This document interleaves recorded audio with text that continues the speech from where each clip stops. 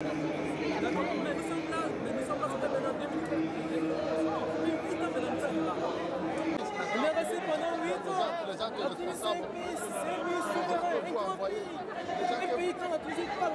c'est l'UNHCR qui nous a envoyés en Tunisie et nous sommes là depuis 2011. Ça fait 8 ans que cette promesse a continué à durer. Et nous demandons à la communauté internationale de prendre leurs responsabilités et de demander à l'UNHCR de finir le travail qu'ils ont commencé. Nous l'avons annoncé au titre de ce journal, Octobre Rose, comme chaque année depuis 2016, El Anzmi Djamili et Bernomo.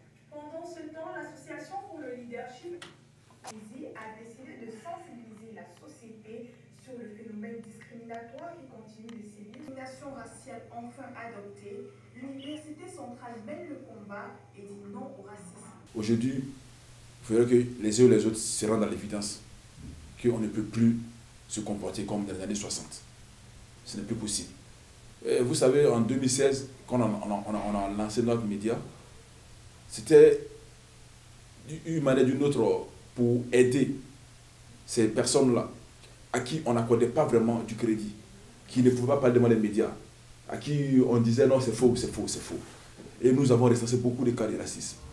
Nous avons tourné beaucoup d'images, beaucoup de vidéos dans les quartiers difficiles.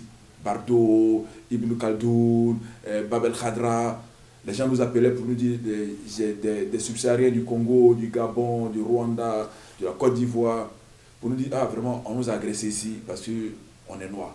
On nous a appelé Carlouche, Guéra Guéra, des mots comme ça. Les gens sont chez eux, on les lapide avec le caillou et tout ça. Tu vois un peu? Donc nous sommes allés pour aller prendre les témoignages. C'est là que nous avons dit que vraiment il y a un problème.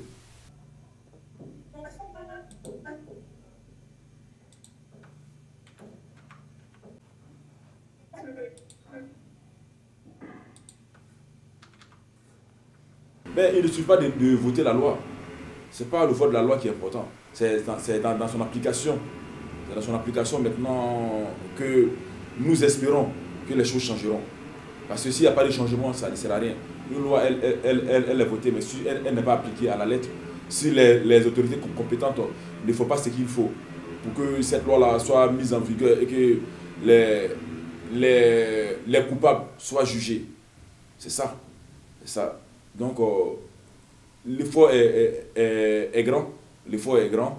Nous saluons cela. Et nous attendons maintenant son application stricte.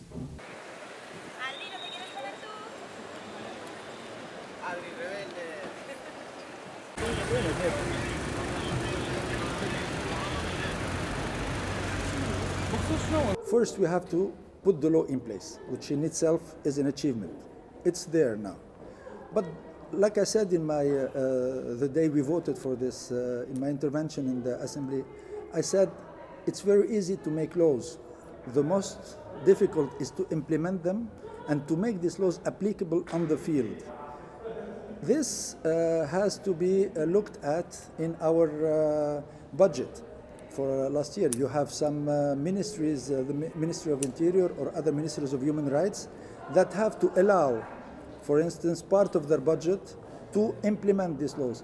When we say somebody who is targeted by this kind of discrimination, racial discrimination, we have to admit it exists in Tunisia. It exists. It's very slow, it's very small, but it is there. And as I said, if there is one case of racial discrimination in Tunisia, it has to be condemned and it has to be fighted. So today we have to give ourselves the financial means to put this in application. The problem of putting it in application only financial.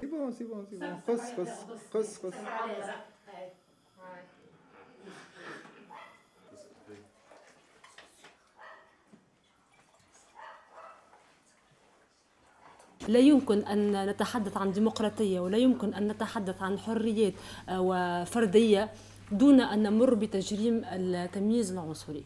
وإحنا كجمعية نظلنا من أجل هذا، ومن ناحية أخرى كنا دائما نسلط الضوء على كل نوع من أنواع التجاوزات العنصرية.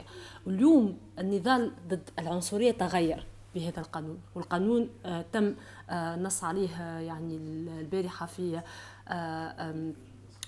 الجورنال اوفيسيال دو لا ريبوبليك تونيزيان في الرائد الرسمي للجمهورية التونسية.